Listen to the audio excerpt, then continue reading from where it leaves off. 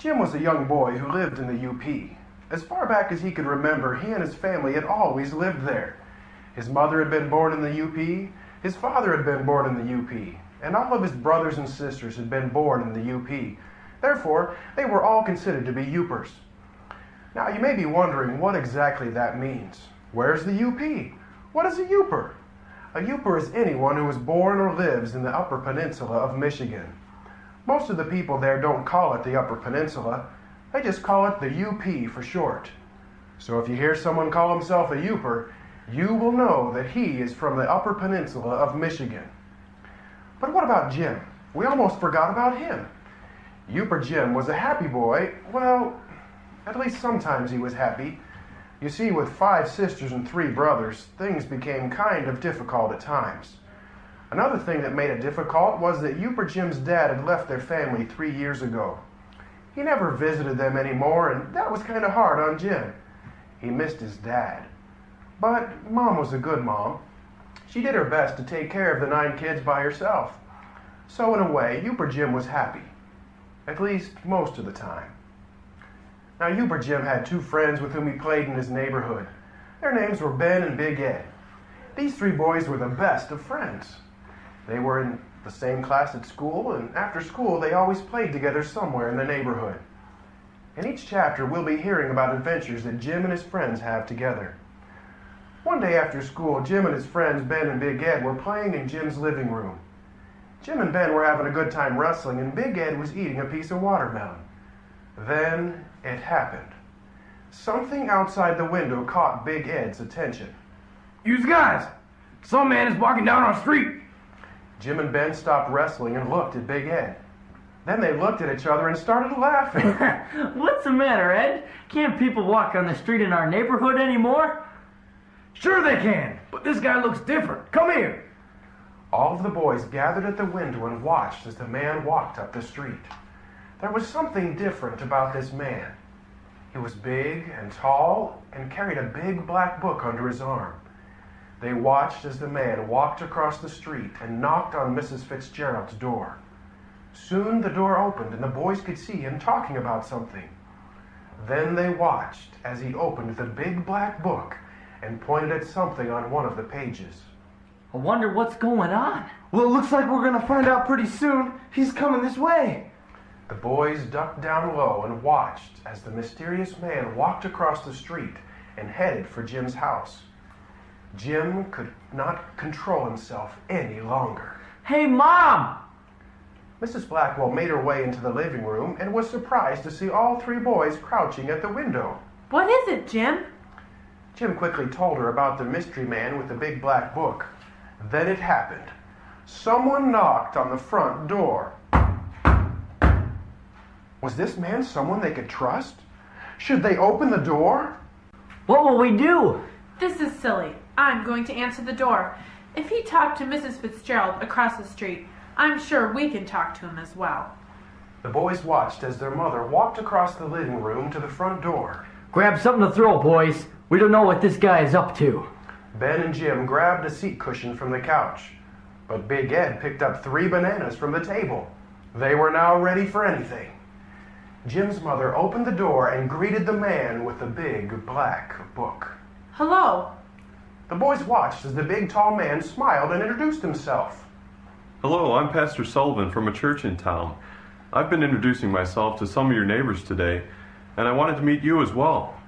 May I ask what your name is? Oh, hello. I'm Mrs. Blackwell.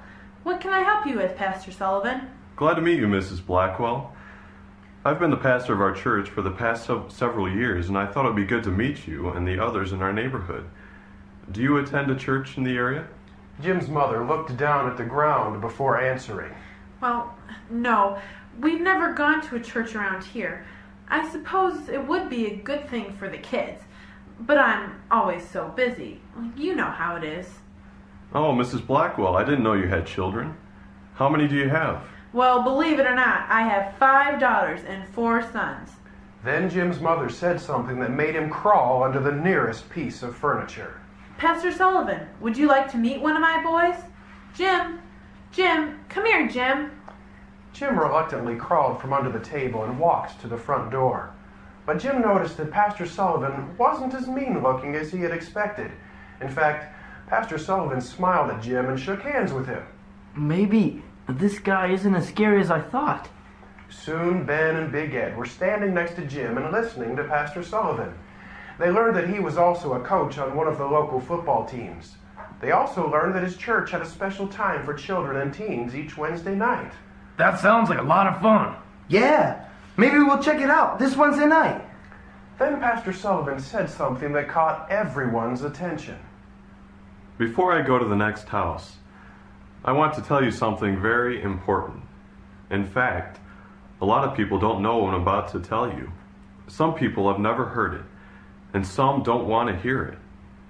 But it's something so important that I think you should know about it. Would you like me to tell you?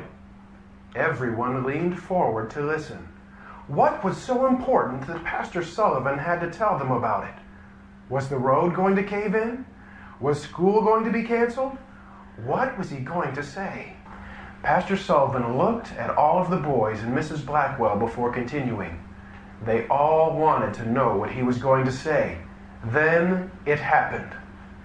Boys, Mrs. Blackwell, I'd like to tell you... But before he could say anything more, there was a tremendous crack.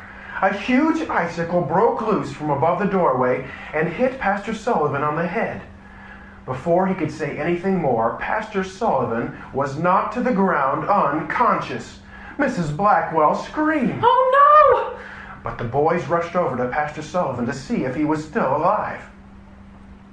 I can feel a pulse. Yooper Jim looked at the pastor's head. It didn't seem as if there was any bleeding.